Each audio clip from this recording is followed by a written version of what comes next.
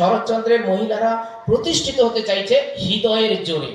যেখানে রবীন্দ্রনাথের নায়িকারা উচ্চ শিক্ষিত, কিন্তু শরৎচন্দ্রের নায়িকারা কিন্তু উচ্চ শিক্ষিত নয়, তারা স্বল্প শিক্ষিত হলেও তারা কিন্তু রুচিমান এবং বুদ্ধিমতী। আপনি দেখুন শরৎচন্দ্রের নায়িকারা আত্মকেন্দ্রিক, তারা গুণবতী, তারা বুদ্ধিমতী বলে যে কোনো মুহূর্তে যে কোনো পুরুষের হৃদয়ে একটা দোলা বা আবেগের সৃষ্টি করে, কিন্তু নিজস্ব সিদ্ধান্তে পৌঁছতে পারে না। ওই বাধা হচ্ছে সমাজ। মানুষের অন্দরে ঢুকে নারী চরিত্রকে তুলে আনা হয়, সেই জন্য এগুলো মনে হয় যেন আমাদের ঘরের মেয়েরা, আমার ঘরের বাড়ি কেউ কথা বলছে, যেমন হতে চেয়েছেন। এক এক করে চরিত্র দেখুন। রমা দেখুন, রমার জটিল চরিত্র।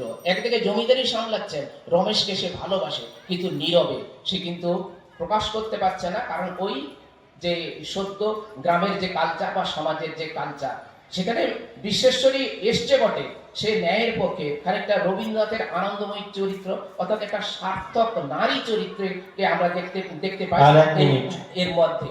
আর বর্দির কথা, বর্দির যে মাধবী, সে একটা মায়াবী চরিত্র, তার মধ্যে আছে একটা নিষ্পাপ মন, এবং সেই জন্য সুরেন্দ্র আর কিছু বোঝে না, শুধু একটা কথাই বোঝে, আমার কাছে, আমার পাশে আমার বর্দিতে আছে, এটাই স্বস্তি। আপনি দেখুন গৃহদাহ, গৃহদাহের মধ্যে অচলার চরিত্র, একটা আলো অন্ধকার, বৈধ অবৈধ, ভালো মন্দের ঘুরপাকে সে জ্বলে পুড়ে মরছে, কেননা সমাজ তার কাছে বাধা হয়ে দাঁড়াচ্ছে। আর যেন মনে হচ্ছে শরৎচন্দ্র খানিকটা অসহায়, সমাজ থেকে বেরোতে পারছে না। শরৎচন্দ্র এমন কিছু চরিত্র সৃষ্টি করেছেন, কমলের মতো চরিত্র।